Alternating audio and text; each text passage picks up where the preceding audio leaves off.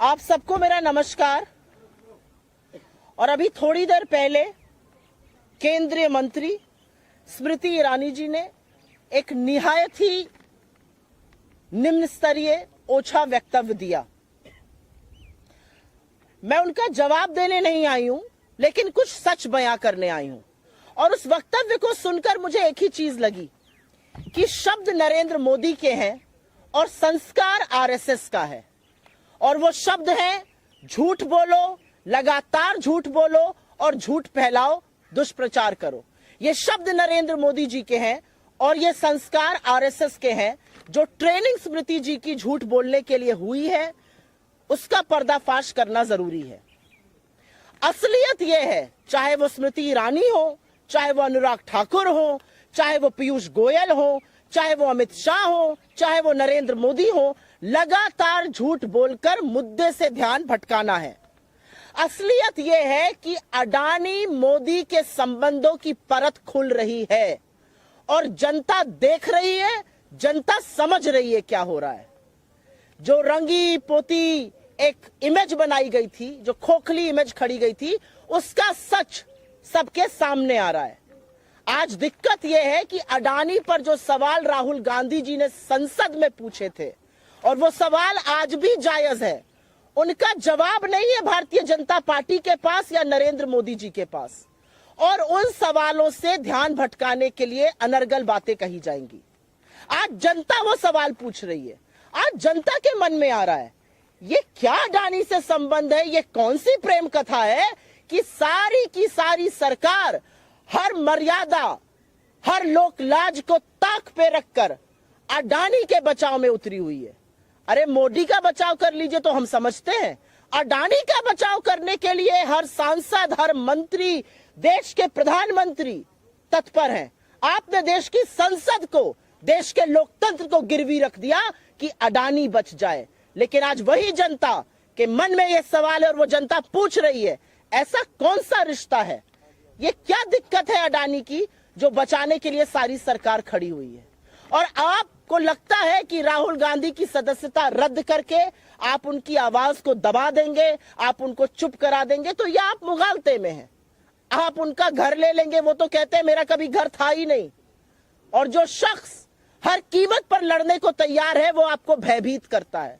उनके वक्तव्य में मुझे डर नजर आया, उनके वक्तव्य में मुझे बौखलाहट नजर आई, उनके वक्तव्य में मुझे घबराहट नजर आई कि ये क्या, इतना कुछ करने के बाद भी अडानी के संबंधों पर दर परत खुलती जा रही है, कलई खुलती जा रही है, सच सामने आता जा रहा है। आपकी अडानी पर चुप्पी, आपका संरक्षण, आपकी एजेंसियों का जो बिल्कुल चुप मौन रहना है अडानी पर, वो सारी जनता समझ और देख रही है।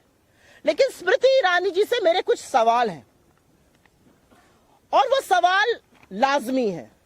एक महिला मंत्री है, महिला बाल विकास मंत्रालय की मंत्री है, मजबूत नेता है भारतीय जनता पार्टी की। आप विक्टिम कार्ड क्यों खेलती हैं? You are not a victim. आप किसी तरह से विक्टिम नहीं है।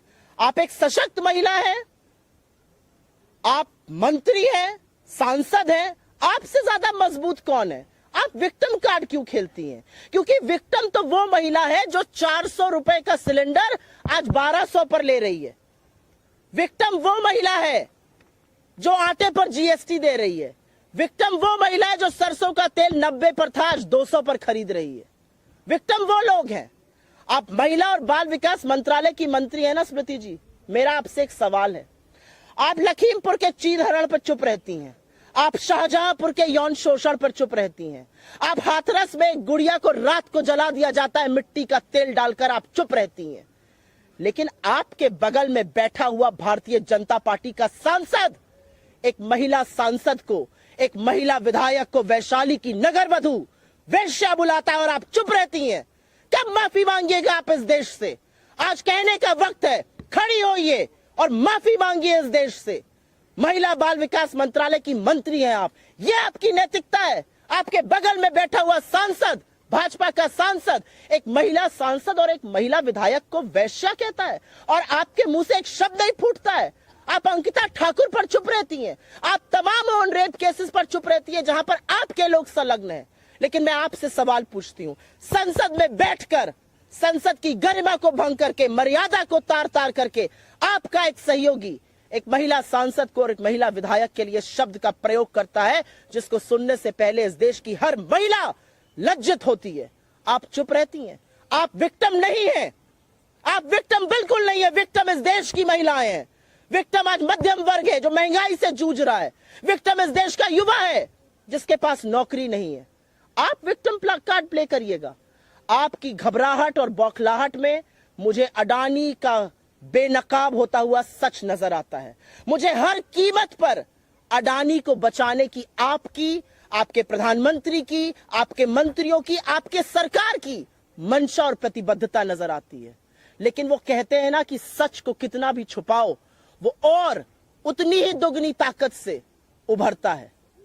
सूरज की रोशनी छुप नहीं सकती किसी बादल से, और अडानी का सच आज ये देश समझ रहा है, देख रहा है। आपका सारा तंत्र, आपकी एजेंसियां, आपके लोग और आप खुद लगातार राहुल गांधी जी के पीछे पड़े हुए हैं। वो एक व्यक्ति जो सच बोल रहा है, वो एक व्यक्ति जिसने वाकई में आपको व्यथित करके रख दिया है। मैं पूछना चाहती हूं आपसे, कब अडानी पर बोलिएगा? कब आपकी एजेंसियां जांच करेंगी? अडानी पर यह मौन व्रत क्यों है? 4 ही सवाल तो पूछे अडानी पर। कैसे 609 नंबर से 2 नंबर पर आए? विदेश यात्रा में कहां कहां गए जहां पर उनको कॉन्ट्रैक्ट मिला? एसबीआई और एलआईसी का पैसा क्यों लगाया गया जो पैसा डूब गया? आज पूछना बनता है कि क्या देश की महंगाई, देश की बेरोजगारी, देश की आर्थिक असमानता, महिलाएं, चीन मुद्दा नहीं रह गया है? आप अडानी को बचाने के लिए प्रतिबद्ध हैं, और इसलिए बड़े दुख के साथ कहना पड़ता है कि शब्द आज सवेरे नरेंद्र मोदी के थे और ट्रेनिंग आरएसएस की थी।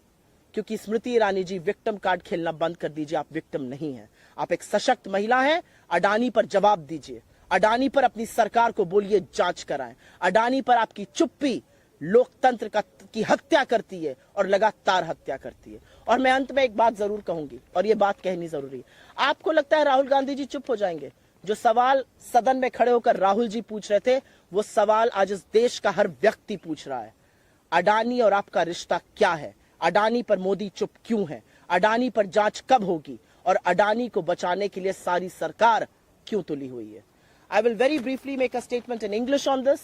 I heard India's Union Minister Smriti Irani earlier today, and I heard her make a very irresponsible statement against my leadership, against Rahul Gandhi ji. She named the Congress Parliamentary Party President Mrs. Sonia Gandhi. And I only want to say one thing. I saw a lot of fear in her eyes.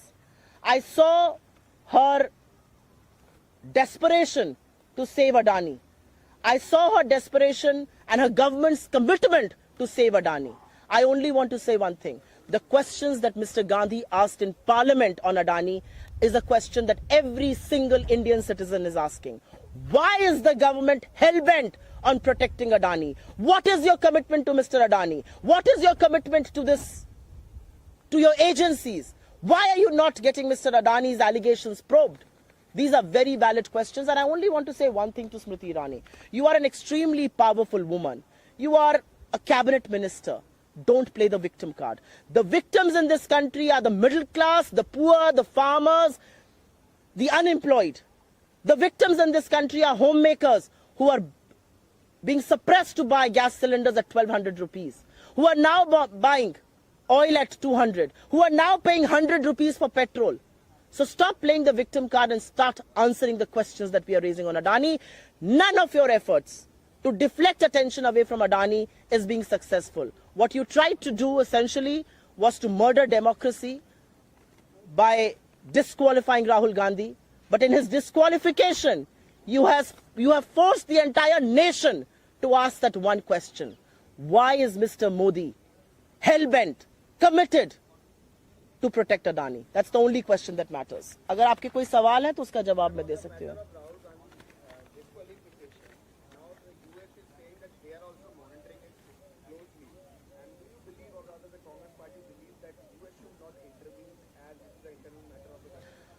This is an absolutely internal matter of the country, but if you are going to kill democracy in broad daylight, yes, the world is watching.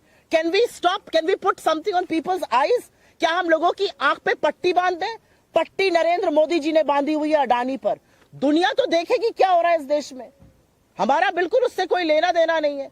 जो दुनिया देख रही है वो ये देश देख रहा है। आपको क्या लगता है हम दुनिया की आंखों पर जाके पट्टी बांध देंगे? क्या दुनिया नहीं देख रही कि भारत का जो सबसे प्रखर, सबसे प्रमुख, सबसे मजबूत विपक्ष की आवाज है, उसको आपने कुचल दिया, करने का प्रयास किया है? आपने उनकी सदस्यता रद्द कर दी। और किस मसले पर करी और किन आक्षेपों के पीछे आप छुप रहे हैं? क्या दुनिया नहीं देख रही है ये? क्या देश नहीं देख रहा है?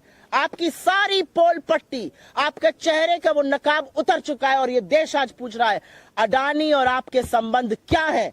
और अडानी को बचाने के लिए अगर आपको लगता है कि राहुल गांधी की सदस्यता रद्द करके आप उनको बचा लीजिएगा तो आप मुगालते में।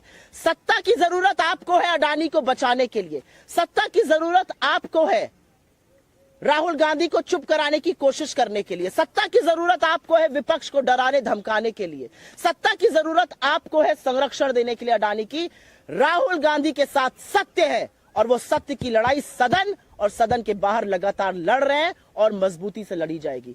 मोदी जी ने तो हमें वो हथियार दे दिया है कि लामबंद हो चुका है विपक्ष और पूछ रहा है आपसे सवाल, जेपीसी कब गठित करिएगा, अडानी पर चुप्पी कब तोड़िएगा? और अब यह सवाल विपक्ष नहीं, अब यह सवाल देश पूछ रहा है। I'll come to it.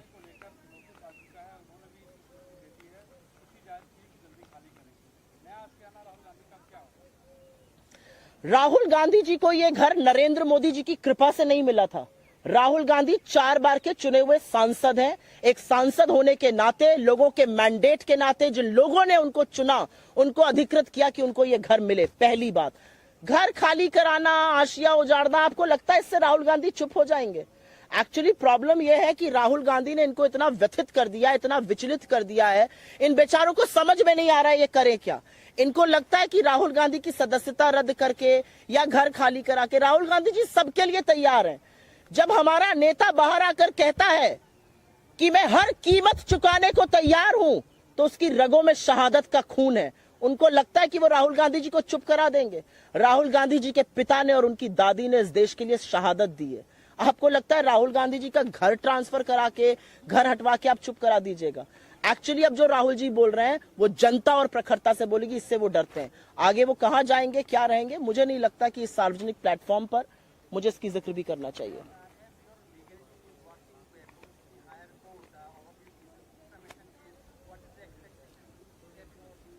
I am presuming, with all due respect to you, my friend here, I am presuming that you do not think I'm such a fool that I will sit and discuss my legal strategy here.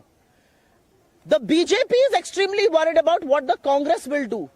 For the last 96 hours, every BJP minister, every BJP MP has given statements to the effect, what should our legal strategy be? Thank you very much, but no thank you. Focus on unemployment, focus on Adani, focus on price rise, focus on China, focus on income inequality. Do not give us legal advice because we don't need it from you.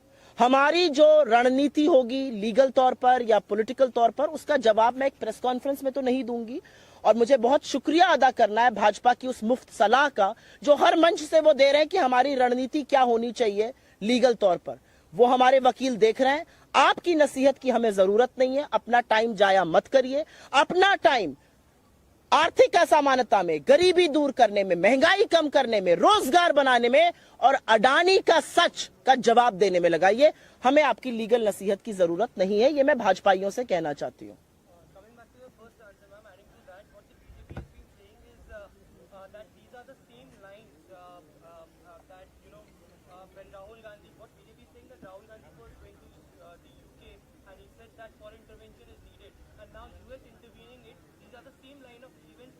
It's an absolutely ridiculous statement, if at all the BJP is making. I'm presuming what you're mouthing here is what the BJP has said. And you are also quoting them. It's an absolutely ridiculous statement because Rahul Gandhi in UK put Indian democracy at the center stage. Rahul Gandhi in UK said that Indian democracy is a public good.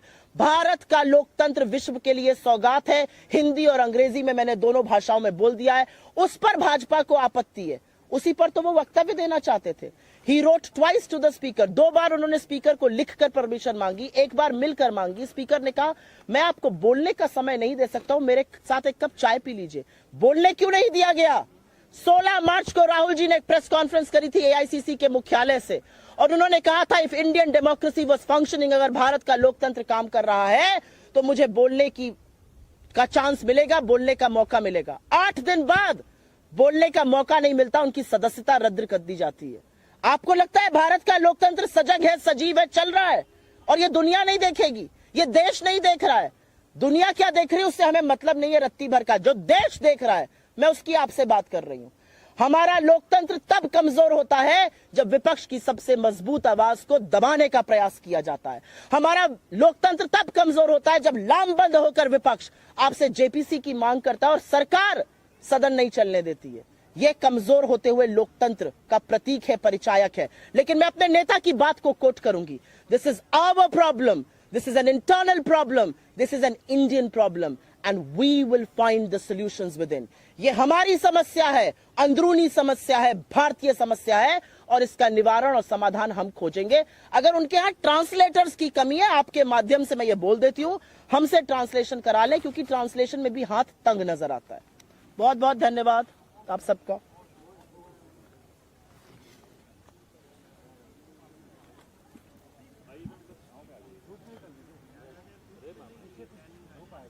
छाव में पेड़ पे रखेगा ना तो नहीं आएगा ना।